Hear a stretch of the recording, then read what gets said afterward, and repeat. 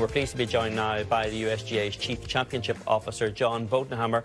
John, thanks for joining us. The USGA has announced in the past some anchor sites, as they're known, with Pinehurst, Pebble and Oakmont, but there's also been some venues that have been given multiple championships without that designation, like Merrion and Oakland Hills. Which category are we putting Winged Foot into? We're putting Winged Foot in the iconic category because it's a great venue. It's an iconic U.S. Open venue for so many reasons. But we have a long and storied history with Winged Foot.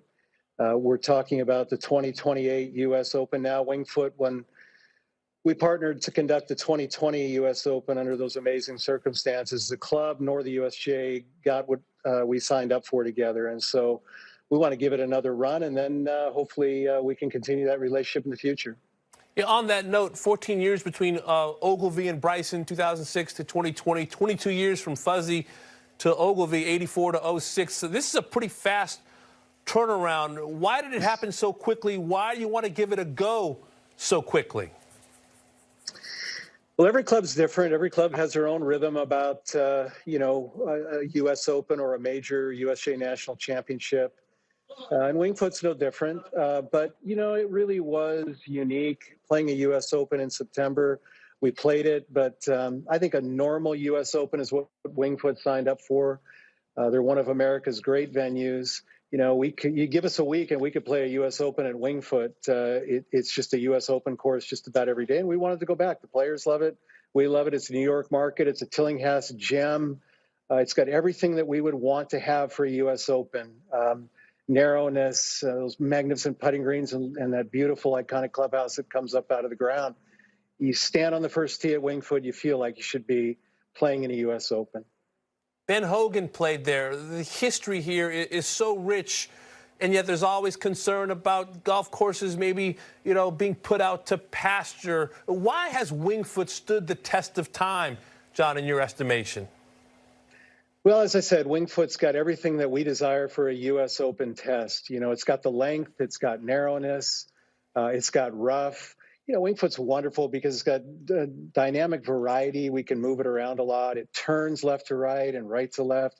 But I think more than anything, Tillinghast created some very special putting greens that really, for approach shot targets, and then once you get on those putting greens, it really is a strategic kind of a mindset you have to play Winged Foot. You really have to think your way around that golf course, and we just love it. It provides everything we need to really identify the best player during the U.S. Open.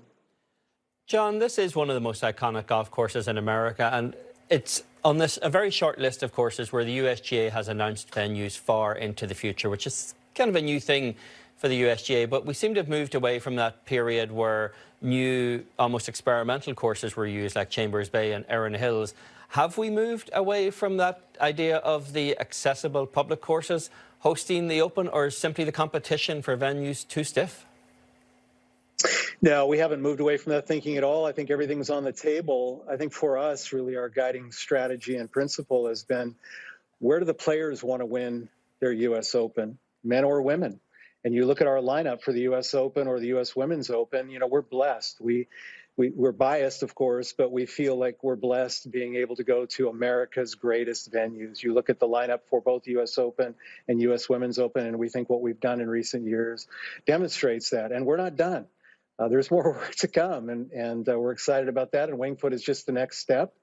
But every club is different. Every club wants something different, and we think that coming back soon to Winged Foot and really having what would be hopefully a normal U.S. Open will really showcase it again in a really meaningful way. And it really is a place with great history. It has a lot of wonderful ghosts. It is a cathedral of the game, as we refer to it. You think back to the very first U.S. Open, Bob Jones, and in 1929, that 8-footer he made on the 18th green might not have been a Grand Slam without that. And then as Hale Irwin and Fuzzy Zoeller, the iconic Opens that they won. And, of course, Jeff Ogilvy, that excitement in 2006, and then Bryson in 2020. It's just a crescendo of champions, and we look forward to going back in just a few years.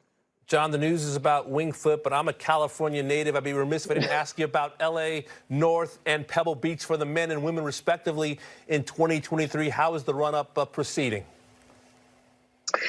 We couldn't be more excited. We're on the West Coast a lot this coming year, and the first time in 75 years we've had the U.S. Open in Los Angeles.